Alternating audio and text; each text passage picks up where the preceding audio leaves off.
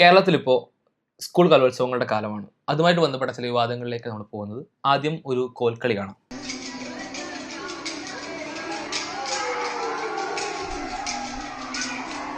കട്ടന്താഴ്ത്തി, അതായത് കണ്ണൂർ അഞ്ചരക്കണ്ടി സ്കൂളിലാണ്. വിദ്യാർത്ഥികൾ ഇവിടെ വസ്ത്രം കാണുമ്പോൾ നമുക്ക് മനസ്സിലാവും അവർ ഒരു ഫലസ്തീൻ ഐക്യദാർഢ്യവുമായി ബന്ധപ്പെട്ട അല്ലെങ്കിൽ ഫലസ്തീൻ ചിഹ്നങ്ങളൊക്കെ ധരിച്ചുകൊണ്ട് ഫലസ്തീൻ ഐക്യദാർഢ്യം ചെയ്യാൻ വേണ്ടിയിട്ടുള്ളൊരു കോൽക്കളിയായിരുന്നു അത്. ഒരു അധ്യാപകൻ അതാ കയറി വരുന്നു, കട്ടൻ താത്താൻ വേണ്ടി പറയുന്നു, പിന്നീട് പരിപാടികൾ ഉണ്ടാവില്ല എന്ന് പറയുന്നു. യെസ്. പിന്നീട് കഴിഞ്ഞ കുറച്ച് ദിവസങ്ങളിലായിട്ട് വരുന്ന ഒന്നാണ് കാസർഗോഡ് കുമ്പള ഹയർ സെക്കൻഡറി സ്കൂളിൽ നടന്നിട്ടുള്ളൊരു സംഭവം. അതൊരു മൈമായിരുന്നു. അതെ, ആ മൈമിന്റെ വീഡിയോ കാണാം.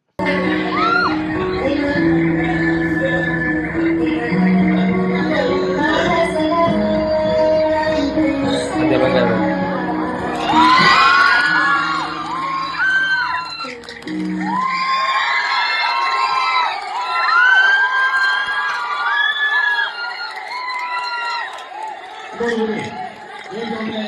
പറയുമ്പോൾ ഈ കുമ്പള സ്കൂളിൽ ഇങ്ങനെ അധ്യാപകൻ കയറി വന്നിട്ട് കർട്ടൻ താത്തം പറഞ്ഞതിന് ശേഷം ആ വിദ്യാർത്ഥികൾ കർട്ടൻ മാറ്റി പുറത്തേക്ക് വന്നിട്ട് ആ ഫലസ്തീൻ്റെ ഫ്ലാഗ് കാണിക്കുന്ന സമയത്ത് ശരിക്കും കാണുമ്പോൾ ഒരു ഗൂസ് ബംസ് ഒക്കെ ഉണ്ടാകുന്നുണ്ട്, രോമാഞ്ചൊക്കെ ഉണ്ടാകുന്നുണ്ട്. കാരണം അത്രമേൽ വിദ്യാർത്ഥികൾ ഗസയിൽ ഫലസ്തീനിൽ പ്രയാസപ്പെടുന്ന ബുദ്ധിമുട്ടുന്ന ആളുകൾക്കൊപ്പമാണ് എന്ന് അവർ ആർജവത്തോടു കൂടി പ്രതികരിക്കുകയാണ്. അപ്പോഴും മുതിർന്നവരെന്ന് പറയുന്ന പക്വതയും രാഷ്ട്രീയ ബോധമൊക്കെ ഉണ്ട് എന്ന് അവകാശപ്പെടുന്ന അധ്യാപകരാണ്, പുതിയ തലമുറയെ വാർത്തെടുക്കേണ്ടവരാണെന്നൊക്കെ പറയുന്ന ആളുകളുടെ വളരെ റിഗ്രസീവായിട്ട് സമീപനമാണ് ഇവിടെ കാണാൻ പറ്റുന്നതാണ്. നമ്മൾ പരിശോധിക്കുകയാണെങ്കിൽ എൻ്റെ അറിവിൽ 2 വിഭാഗം ആളുകളായിരിക്കും ഇസ്രായേലിനെ സപ്പോർട്ട് ചെയ്യുന്നത് ഈ കാലങ്ങളിൽ നമ്മുടെ നാട്ടിൽ ഉണ്ടാകുന്നത്. ഒന്ന്, ഞങ്ങൾ ഈ രാഷ്ട്രീയ പാർട്ടിയോടൊപ്പം നിൽക്കുന്നതുകൊണ്ട് ഞങ്ങൾ അതിനെ ഞങ്ങളുടെ പാർട്ടി ഫലസ്തീനിൽ എതിരാണെന്നുള്ളതുകൊണ്ട് ഞാൻ എതിരാണ്. അത് എന്തിനാ നിങ്ങൾ എതിരിക്കണമെന്ന് വെച്ച് കഴിഞ്ഞാൽ അതിനുള്ള മറുപടിയൊന്നുമില്ല. അതായത് ഫലസ്തീൻ ഇസ്രായേൽ മുസ്ലിങ്ങളെ കൊല്ലുന്നുണ്ട്, അതുകൊണ്ട് ഞങ്ങൾ കൂടെ നിൽക്കുന്നു. അല്ലെങ്കിൽ ഹമാസ് എന്നുള്ളൊരു സംഘടന അത് തീവ്രവാദി സംഘടനയായിട്ട് പറയുന്നുണ്ട്. അത് ഇന്ത്യ പോലും അതിനെ തീവ്രവാദി സംഘടനയായിട്ട് പ്രഖ്യാപിച്ചിട്ടുള്ളത് ചോദിച്ചാൽ അറിയില്ല. അപ്പോൾ അങ്ങനെ ഒരു അവസ്ഥയിൽ മാറിക്കുന്നു. മറ്റൊന്ന്, നേരത്തെ പറഞ്ഞത് നമ്മൾ പറയാറുള്ളത് പോലെ നിരീശ്വരവാദികൾ എന്നുള്ള പേരിൽ അറിയപ്പെടുന്ന എന്താണ്, അവരെക്കുറിച്ച് എന്താ പറയേണ്ടത്, അല്ലെങ്കിൽ അടിമകളെന്നൊക്കെ വേണമെങ്കിൽ അറിയാവുന്ന വിഭാഗം ആളുകളാണ്. അവര് പറയുന്നത് ഇസ്രായേലിന് കൂക്കുന്നത് പോലും അരാഷ്ട്രീയ പ്രവർത്തനമാണ് എന്ന് പറയുന്ന ഒരു സാഹചര്യം. ഈ 2 വിഭാഗമാണ് നമ്മുടെ നാട്ടിൽ പൊതുവെ ഫലസ്തീൻ ഇഷ്യൂവിന് എതിരായിട്ട് നിൽക്കുന്ന ആളുകളുണ്ട്. മനുഷ്യത്വമുള്ള ആരും ഇതിനെ ഒരുമിച്ച് മനുഷ്യത്വമുള്ള ആരെന്ന് പറയുമ്പോൾ നമ്മൾ ഒരാൾ സോഷ്യൽ മീഡിയ ഉപയോഗിക്കുന്ന ആൾക്കാരാണല്ലോ എല്ലാവരും. സ്ക്രോൾ ചെയ്ത് പോകുന്ന സമയത്ത് കാണുന്നത് എന്താണ്, അത് കരച്ചിലുകൾ. നമ്മുടെ വീട്ടിൽ ചെറിയ കുട്ടികളുണ്ടാവില്ലേ, ചെറിയ പിഞ്ച് പൈതകളുണ്ടാവില്ലേ, ആ കുട്ടികൾക്ക് ഒരു നേരം ഭക്ഷണം കിട്ടാൻ വൈകിയാലോ അവർക്കൊന്ന് വേദനിച്ചാലോ, ഇപ്പോൾ വാക്സിൻ എടുക്കുന്ന സമയത്ത് നമുക്ക് അത്ര അറ്റാച്ച്മെന്റ് ഉള്ള വീട്ടിലത്തെ കുട്ടികളാണെങ്കിൽ മിസ്ബാഖിന്റെ കുട്ടീനെ പറ്റി മിസ്സാർ എക്സ്പീരിയൻസ് ഉണ്ടാവും. വാക്സിൻ എടുക്കുന്ന സമയത്ത് ഒരു വേദനിച്ചുകൊണ്ട് കുട്ടി കരയുന്നത് കാണുമ്പോൾ ഉണ്ടാകുന്ന ഒരു മാതാപിതാക്കൾക്കും അത്രയും ചേർന്ന് നിൽക്കുന്ന ആളുകൾക്ക് ഉണ്ടാകുന്ന ഒരു വിഷമമുണ്ട്.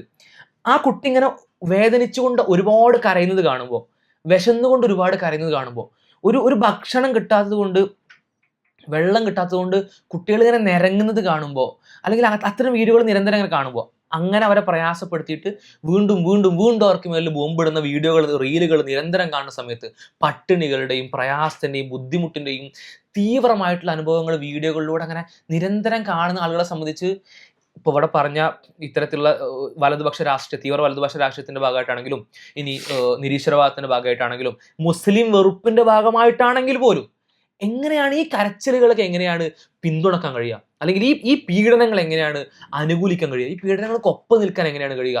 വളരെ തീവ്രമായ വൃത്തികെട്ട മനസ്സുള്ള ആളുകൾക്ക് മാത്രമേ ഇതിന് സാധിക്കുള്ളൂ. തൊട്ടപ്പുറത്തെ വീട്ടിൽ ആളുകൾ പീഡിപ്പിക്കപ്പെടുമ്പോൾ പോലും, തൊട്ടപ്പുറത്തെ വീട്ടിൽ ആളുകൾ പട്ടിണി കിടന്ന് മരിക്കുമ്പോൾ പോലും ഈ ആളുകൾക്ക്, ഇങ്ങനെ പ്രവർത്തിക്കുന്ന ആളുകൾക്ക് ഒരു എന്താ പറയുക, അനുകമ്പയുടെയോ സഹായത്തിൻ്റെയോ അല്ലെങ്കിൽ ഒരു സ്നേഹത്തിൻ്റെയോ ഒരു സഹജീവി സ്നേഹത്തിൻ്റെ ഒന്നും ഒരു തരിമ്പ് പോലും മനസ്സിൽ വരുമെന്ന് ഞാൻ പ്രതീക്ഷിക്കുന്നില്ല. കാരണം അത് വരുമെങ്കിൽ അവർക്ക് ഇവിടെ അത് പ്രവർത്തിക്കണമായിരുന്നു എന്നുള്ളതാണ്. ഇത് നമ്മൾ വേറെ കാര്യം കൂടി മനസ്സിലാക്കേണ്ടതുണ്ട്. കാലങ്ങൾ അങ്ങനെ സംഭവിക്കാനുള്ള സാധ്യത വിദൂരമാണെങ്കിൽ കൂടി കാലങ്ങളേറെ കഴിയുന്ന സമയത്ത് ഇസ്രായേലിന് വേറെ ഏതെങ്കിലും ഒരു രാജ്യം ആക്രമിച്ച് അവിടുത്തെ കുട്ടികളെ ഇതേപോലെ കൊല്ലുകയാണെങ്കിൽ പോലും മനുഷ്യന്മാർ മുഴുവനും അന്ന് ഇസ്രായേലിനൊപ്പം നിൽക്കുന്ന ഒരു സാഹചര്യം ഉണ്ടാവും. ഇസ്രായേലിനൊപ്പം അല്ലെങ്കിൽ ആ സാഹചര്യത്തിൽ അവർ ചെയ്യുന്ന തിന്മ. ഇപ്പോ ഇവര് പൊളിറ്റിക്കലി ഫലസ്തീൻ അനുകൂലിക്കണം എന്ന് നമ്മൾ പറയുന്നില്ല. ഇല്ല. പൊളിറ്റിക്കലി എനിക്ക് എന്തോ ഒപ്പീനിയൻ ആണെങ്കിൽ എടുക്കാം. ഇവിടെ ചെയ്യുന്ന ഈ പ്രവർത്തനം, അറ്റ്ലീസ്റ്റ് ഈ പ്രവർത്തനം, ഇപ്പൊ ആ മൈമിലെ കുട്ടികൾ എന്ന് വെച്ചാൽ ആ മയ്യത്തിനെ എടുത്തിട്ടാണ് നടക്കുന്നത്. ഒരു വംശഹത്യ അവിടെ അരങ്ങേറുന്നു. Yes. ആ വംശഹത്യക്കെതിരെ നമ്മൾ ജാഗരൂകരാകേണ്ടതുണ്ട്, നമ്മളുടെ ശബ്ദം ഉയരേണ്ടതുണ്ട്. ആ ഒരു രാഷ്ട്രീയത്തിൽ നിന്നുകൊണ്ട് അത് രാഷ്ട്രീയ പ്രവർത്തനമാണോ എന്നുള്ളത് കൂടി നമ്മൾ വേറെ രീതിയിൽ എടുക്കേണ്ടതാണ്. അത് ജനങ്ങളിലേക്ക് എത്തിക്കുക എന്നുള്ളതും അതിൻ്റെ എല്ലാ പ്രയാസങ്ങളും ജനങ്ങൾ അറിയുക എന്നുള്ളതുമാണ് ഒരു വേള ഇത്തരത്തിലുള്ള മൈമുകളിലൂടെ അല്ലെങ്കിൽ കോൽക്കളിയിലൂടെ അല്ലെങ്കിൽ മറ്റെന്തെങ്കിലും പരിപാടികളിലൂടെ കലാപ്രകടനങ്ങളിലൂടെ എത്തുന്നത്. ഇപ്പൊ കലാപ്രകടനങ്ങൾക്ക് ഉണ്ടാകുന്ന ഒരു സ്വാധീനം വളരെ വലുതുമാണ്. ഒരുപാട് 2-3 മണിക്കൂർ നേരം പ്രസംഗിച്ച ആളുകളിലേക്ക് എത്തിക്കുന്നതിനേക്കാൾ ഈ 5 മിനിറ്റുള്ള മൈമ കൊണ്ട് ഒരു വേള എത്തിക്കാൻ അത് സാധിച്ചേക്കാം എന്നുള്ളത് വളരെ വലിയ നേരത്തെ ഒരു ഹൈപ്പോത്തറ്റിക്കൽ സാഹചര്യം പറഞ്ഞല്ലോ, നാളെ ഇസ്രായേലിൽ ഇങ്ങനെ ഉണ്ടാവുകയാണെങ്കിൽ ചിലപ്പോൾ ഇസ്രായേൽ രാഷ്ട്രീയമായ ഒരു അനീതി കാണിച്ചു, ഇസ്രായേൽ വേറൊരു രാജ്യത്തിനോട് അത്തരത്തിൽ വളരെ മോശമായിട്ടുള്ള കാര്യം കാണിച്ചു, ഇസ്രായേൽ തരത്തിൽ ആക്രമിക്കപ്പെടുകയാണ്. പക്ഷെ ആക്രമിക്കുന്ന സമയത്ത് എതിർ രാജ്യം ഒരു പക്ഷേ ന്യായമായ രാജ്യത്തിന്റെ പക്ഷത്താകാം, പക്ഷെ അവരെന്ത് ചെയ്യാണ്? നിരപരാധികളെ കൊല്ലുകയാണ്, കുട്ടികളെ കൊല്ലുകയാണ്, സ്ത്രീകളെ കൊല്ലുകയാണ്. അങ്ങനെയാണെങ്കിൽ രാഷ്ട്രീയമായി അവിടെ വിയോജിക്കുന്നതിന്റെ ഒപ്പം എന്ത് ചെയ്യും നമ്മൾ? അല്ലെങ്കിൽ ഒരു മനുഷ്യത്വമുള്ള ആൾ എന്ത് ചെയ്യും? ആ ചെയ്യുന്ന പ്രവർത്തനം തെറ്റാണ്, ഹീനമാണ്, വൃത്തികേടാണ്, മോശമാണ് എന്ന് പറയും. അപ്പോൾ നേരത്തെ പറഞ്ഞ പോലെ അത് രാഷ്ട്രീയമാണ്. അതാണ് യഥാർത്ഥ രാഷ്ട്രീയം. ഇപ്പോൾ രാഷ്ട്രീയ കക്ഷി ചേരലുകൾക്ക് മാത്രമല്ല രാഷ്ട്രീയ ബോധം എന്ന് പറയാം. ഒരു തിന്മ നടക്കുന്ന സമയത്ത്, ഒരു അനീതി നടക്കുന്ന സമയത്ത് നീതിയുടെ പക്ഷം ചേരുക എന്നുള്ളത്, ചില ആൾക്കാർ വിചാരം പക്ഷം ചേരാതിരിക്കുന്ന എന്തോ ഭയങ്കര നിഷ്പക്ഷമായിരിക്കുന്നത് ഭയങ്കര ഒരു മഹാ സംഭവമാണ്. ഇപ്പോൾ ഈ വീഡിയോകളിലൊക്കെ താഴത്ത് കാണാറുണ്ട്, ഈ കലയിൽ രാഷ്ട്രീയം വേണോ, അല്ലെങ്കിൽ കലയിൽ ഇത്തരം പക്ഷം പിടിക്കലുകൾ വേണോ? സഹോദരന്മാരെ, പക്ഷം പിടിക്കലുകളും രാഷ്ട്രീയവും ഇല്ലെങ്കിൽ മനുഷ്യനില്ല. അതായത് ഇപ്പോൾ എന്താണ് രാഷ്ട്രീയം എന്ന് പറഞ്ഞാൽ വളരെ ലളിതമായിട്ട്, മിസ്ബാക്ക് എൻ്റെ അപ്പുറത്തിരിക്കുന്നുണ്ട്, മിസ്ബാക്ക് ഒരാളൊന്ന് ക്രൂരമായിട്ട് ആക്രമിക്കാണ്, ആ ആക്രമിക്കുന്ന ആളുടെ കൈ പിടിക്കലാണ് രാഷ്ട്രീയം, അല്ലെങ്കിൽ ശരിയായ രാഷ്ട്രീയം. ഒരു കുട്ടി വിശന്നിരിക്കുന്നുണ്ട്, അല്ലെങ്കിൽ ഒരു സമൂഹം മുഴുവൻ വിശന്നിരിക്കുന്നുണ്ട്, ആ വിശന്നിരിക്കുന്ന ആളുകൾക്ക് തങ്ങളാൽ കഴിയുന്ന രീതിയിലുള്ള സഹായം എത്തിക്കലാണ് രാഷ്ട്രീയം. ആ രാഷ്ട്രീയമില്ലാതെ മതമില്ല, ആ രാഷ്ട്രീയമില്ലാതെ മനുഷ്യത്തല്ല, ആ രാഷ്ട്രീയമില്ലാതെ ഒരു നന്മയില്ല. ആ നന്മയിലും മനുഷ്യത്തിലും മതത്തിലും ഒക്കെ ഉൾച്ചേർന്നിട്ടുള്ള രാഷ്ട്രീയമാണല്ലോ, അല്ലെങ്കിൽ ഒരു ധാർമ്മിക ബോധം ഉണ്ടല്ലോ. ആ ധാർമ്മിക ബോധത്തിന് ഒരു രാഷ്ട്രീയം എന്ന് പറയുന്നത്, ആ രാഷ്ട്രീയമുള്ളവരായി തന്നെ മക്കൾ വളരണ്ടേ? മക്കൾക്ക് നിങ്ങളെ വാർദ്ധക്യം കാണുന്ന സമയത്ത് മക്കൾക്കൊരു അനുകമ്പയും സ്നേഹവും ഒരു കരുണയും തോന്നണ്ടേ? പ്രയാസപ്പെടുന്ന ഒരാളെ സഹായിക്കാൻ തോന്നണ്ടേ? ആ സഹായിക്കാൻ തോന്നൽ അവർക്ക് നിങ്ങൾക്ക് 70-80 വയസ്സാകുന്ന സമയത്ത് കുട്ടി 40-ലും 50-ലും നിൽക്കുമ്പോൾ അവർക്ക് പെട്ടെന്ന് ഓണാകുന്ന ഒരു സാധനമല്ല. അതെന്ന് പറഞ്ഞാൽ ചെറുപ്പം മുതലേ അവർക്ക് പ്രയാസപ്പെടുന്നവരുടെ പ്രയാസം ചൂണ്ടിക്കാണിച്ചുകൊണ്ട് ഈ പ്രയാസപ്പെടുന്നവരെ എങ്ങനെയും സഹായിക്കാൻ നമ്മൾ തയ്യാറാവേണ്ടതുണ്ട് എന്നവർക്ക് പഠിപ്പിച്ചു കൊടുത്തേ സാധ്യമാവുള്ളൂ. ഇവിടെ എന്ന് പറഞ്ഞാൽ കുട്ടികൾ സ്വയം മോട്ടിവേറ്റഡ് ആയിട്ട് വരികയാണ്. ഞങ്ങൾ ഈ പീഡിതർക്കൊപ്പാണ്. പലപ്പോഴും മുതിർന്ന ആളുകൾ ജൻസിയെ കളിയാക്കാറുണ്ട്, ഈ പുതിയ തലമുറക്ക് വികാരമില്ല, അവർ പ്രതികരിക്കുന്നില്ല. അവരുടെ മനോഹരമായ പീഡിതർക്കും പ്രയാസപ്പെടുന്ന ആളുകൾക്കും വേണ്ടിയിട്ടുള്ള പ്രതികരണവും ഐക്യദാർഢ്യവും ഉണ്ടാകുന്ന സമയത്ത് അവർ അത്രയും ഉത്തരവാദിത്തോടുകൂടി അത്രയും ആർജവത്തോടുകൂടി ചെയ്യുന്ന സമയത്ത് അതിനെ തടയുന്ന വിവരശൂന്യരായിട്ടുള്ള, ഉത്തരവാദിത്വ ബോധമില്ലാത്ത, അല്ലെങ്കിൽ ധാർമ്മിക ബോധമില്ലാത്ത, ഒരു സഹജീവി സ്നേഹമോ അനുകമ്പയോ ഉണ്ടെന്ന് പറയാൻ കഴിയാത്ത മുതിർന്ന ആളുകളാണ് ശരിക്കും ഇവിടെ നിരാശാജനകമായിട്ടുള്ള ഒരു കാഴ്ചയായിട്ട് നമുക്ക് കാണാൻ പറ്റുന്നത്. 2 കാര്യങ്ങൾ കൂടി സൂചിപ്പിക്കുകയാണ്. വസാൻ കൻഫാനി എന്ന് പറയുന്ന ഒരു എഴുത്തുകാരനുണ്ട്. അദ്ദേഹം ഫലസ്തീനിയൻ എഴുത്തുകാരനാണ്. പിന്നീട് അദ്ദേഹത്തിൻ്റെ വാക്കുകളും അദ്ദേഹത്തിൻ്റെ എഴുത്തൊക്കെ വളരെ മൂർച്ചയേറിയിട്ടുള്ള എഴുത്തും വാക്കുകളൊക്കെ പോപ്പുലർ ആയിട്ടുള്ളത്. ഇസ്രായേൽ വരെ ചെയ്യുന്നത് സ്വന്തം സഹോദരിമാരുടെ മക്കളോടൊപ്പം കാറിൽ പോകുന്ന സമയത്ത് ബോംബിട്ട് കൊല്ലുകയാണ്, മിസൈൽ വർഷിച്ചുകൊണ്ട് കൊല്ലുകയാണ്. ഇതിൻ്റെ ഒരു മൈൽഡ് വേർഷനാണ് നമ്മളീ കണ്ടിട്ടുള്ള കാഴ്ചകളും. അതുപോലെയാണ് എന്നല്ല, ഇതിൻ്റെ ഒരു മൈൽഡ് വേർഷനാണ് ഈ പറയുന്ന കാഴ്ചകളും. ഒരു ജനസമൂഹത്തിന് വേണ്ടി ശബ്ദിക്കുന്ന സമയത്ത്, അതിനെ കല ഉപയോഗിക്കുന്ന സമയത്ത് അത് വേറൊരാളും കാണാൻ പാടില്ല എന്നുള്ള ഒരു തീരുമാനം എടുക്കുമ്പോൾ അവിടെ കലോത്സവം മാനുവലിൽ പോലും അത് ഉണ്ടാകാൻ പാടില്ല എന്ന് പറയുന്നില്ല. ഇപ്പോൾ കഴിഞ്ഞ സംസ്ഥാന കലോത്സവത്തിലാണ് ഫലസ്തീൻ ഐക്യദാർഢ്യവുമായി കണ്ണുകെട്ടി കണ്ണൂരിലെ ഒരു സ്കൂൾ, കണ്ണൂരിൽ തന്നെ ഒരു സ്കൂളാണ് ഇത്തരത്തിൽ കോൽക്കളി കളിച്ചതും അതിന് ഒരു തരത്തിലും അതിനെ ഒഴിവാക്കിയിട്ടില്ല, ഡിഗ്രേഡ് ചെയ്തിട്ടില്ല. മീൻസ് മാനുവലുമായിട്ടും അതിന്റെ നിയമാവലിയുമായിട്ടും ബന്ധപ്പെട്ട് ഒരു പ്രശ്നം ഇതിനില്ലാന്ന് മാത്രമല്ല അവർക്ക് ഗ്രേഡും കിട്ടിയിട്ടുണ്ട്. ഇപ്പൊ ഇത്തവണ മന്ത്രി ശിവൻകുട്ടി ആ പോസ്റ്റ് വളരെ കൃത്യമായിട്ട് പറഞ്ഞിട്ടുണ്ട്. ഫലസ്തീൻ വിഷയത്തിൽ മൈമ അവതരിപ്പിച്ചതിനാണ് നടപടി എന്നാണ് മനസ്സിലാക്കുന്നത്. ഒരു കാര്യം വ്യക്തമായി പറയാം, ഫലസ്തീനിൽ ഇസ്രായേൽ നടത്തുന്ന വംശഹത്യക്കെതിരെ എന്നും നിലപാടെടുത്ത ജനവിഭാഗമാണ് കേരളം. ഫലസ്തീനിൽ വേട്ടയാടപ്പെടുന്ന കുഞ്ഞുങ്ങൾക്കൊപ്പമാണ് കേരളം. ഫലസ്തീൻ വിഷയത്തിൽ അവതരിപ്പിച്ച മൈം തടയാൻ ആർക്കാണ് അധികാരം? അത് ചോദിക്കുന്നത് സംസ്ഥാനത്തിന്റെ വിദ്യാഭ്യാസ മന്ത്രിയാണ്. ആ മന്ത്രി പോലും ഇത്തരത്തിലുള്ള കാര്യങ്ങൾ പറയുമ്പോൾ എന്തുകൊണ്ടാണ് സംഭവിക്കുന്നത് ചോദിച്ചു കഴിഞ്ഞാൽ, പല ആളുകൾക്കും ചരിത്രം തുടങ്ങുന്നത് 2023 ഒക്ടോബർ 7 മുതലാണ്. അന്ന് വരെ സമാധാനം അന്ന് മുതൽ അന്ന് വരെ ഒരു പ്രയാസമില്ലാത്ത രണ്ട് രാജ്യങ്ങൾ. ആ രാജ്യത്തിൽ മറ്റു രാജ്യങ്ങൾ വെറുതെ നോക്കിയിട്ട് 2 മിസൈൽ അങ്ങോട്ട് എറിഞ്ഞു. അപ്പൊ അവർ മിസൈൽ അങ്ങോട്ട് എറിഞ്ഞല്ല, കുറച്ച് ആൾക്കാർ അവിടെ പോയിട്ട് ഒരു ഗ്ലൈഡർ എടുത്ത് പോയിട്ട് കുറച്ച് ആൾക്കാരെ പിടിച്ചു കൊണ്ടുവന്നു. ആ പിടിച്ചു കൊണ്ടുവന്നതിന് ശേഷം സ്ഫോടനം 1000 ആളുകൾ മരണപ്പെട്ട സ്ഫോടനം കുറച്ച് ആൾക്കാരെ പിടിച്ചു കൊണ്ടുവന്നു. അത് അനീതിയായി. അപ്പൊ അവർക്ക് ഭയങ്കര ട്രിഗർഡ്. ഇസ്രായേൽ ഇങ്ങനെ പാവമായിട്ട് ഇങ്ങനെ ഇരിക്കുന്നു ഒക്ടോബർ 7 വരെ. അപ്പൊ ഇവരെ ഇങ്ങനെ ഹമാസ് അല്ലെങ്കിൽ ഫലസ്തീൻ ആക്രമിച്ച സമയത്ത് ഞങ്ങൾക്കെതിരെ അനീതി പ്രവർത്തിക്കുന്നു എന്ന് വെച്ചിട്ട് നിങ്ങളെല്ലാവരെയും കൊല്ലാന്നുകൊണ്ട് ഇറങ്ങി പുറപ്പെട്ട ആൾക്കാരാണ് ഇസ്രായേൽ എന്നാണ് ഇവരുടെ വിചാരം. അതെ, ആ ഒരു വിചാരത്തെ 1948 ബൾഫർ പ്രഖ്യാപനം വരുന്നത്. അതിനു മുമ്പുള്ള കാലഘട്ടത്തിന്റെ ചരിത്രത്തെ 1910 മുതലത്തെ ഈ സയണിസ്റ്റ് പ്രസ്ഥാനത്തിന്റെ പല പ്രവർത്തനങ്ങളും അതിലൂടെയുള്ള അധിനിവേശമൊക്കെ ഇങ്ങനെ തുടങ്ങിക്കൊണ്ടിരിക്കുന്നുണ്ട്. ഇപ്പോഴും നമ്മൾ പലപ്പോഴും ഒരു പ്രശ്നം ഈ ഹമാസിനെ ചാർത്തിയിട്ട് ഫലസ്തീനുള്ള എല്ലാവരും തീവ്രവാദികളാണ് എന്ന് പറയുന്ന രീതിയാണ്. ഹമാസിന്റെ എല്ലാ പ്രവർത്തനങ്ങളോടും നമ്മൾ യോജിക്കുന്നില്ല എന്നുള്ളത് വേറെ വിഷയം.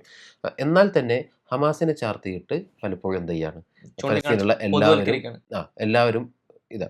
ഹമാസ് ഇല്ലാത്ത സ്ഥലമാണ് വെസ്റ്റ് ബാങ്ക്. അതിൻ്റെ അപ്പുറത്ത് വേറെ സ്ഥലങ്ങളുണ്ട്. ഈ സ്ഥലങ്ങളിൽ നടക്കുന്ന അധിനിവേശ പ്രവർത്തനങ്ങൾ അത് തടയണമെന്ന് പറഞ്ഞിട്ട് പോലും UN പ്രമേയം പോകുന്ന സമയത്ത് അതിനെ എതിർക്കുന്നത് അമേരിക്ക പോലുള്ള സാമ്രാജ്യത്വ ശക്തികളാണ്. ആ ശക്തികൾക്ക് പോലും വളം വെച്ച് കൊടുക്കുന്ന പ്രവർത്തനമാണ് ഈ പറയുന്ന ഒരു ആളുകളെ കുറിച്ച് പഠിക്കുന്ന സമയത്ത് ഒരു ചരിത്രബോധമുള്ള ആളുകൾ, ചരിത്രം പഠിച്ച ആളുകൾ എല്ലാ കാലഘട്ടത്തിലും സാമ്രാജ്യത്തിനെതിരെ ശബ്ദിക്കുന്നവരും എതിരെ സംസാരിക്കുന്നവരും എതിരെ നില സ്വീകരിക്കുന്ന ആളുകൾ കൂടിയായിരിക്കും. ഒരു അധ്യാപകർക്ക് എങ്ങനെയാണ് അങ്ങനെ ഒരു ചരിത്രബോധത്തെ ഇല്ലാതാക്കാൻ സാധിക്കുക? അതായത് ഇപ്പോ കുട്ടികൾ നിഷ്പക്ഷരായിട്ട് വളരണമെന്നുള്ള കമന്റുകളൊക്കെ കണ്ടു.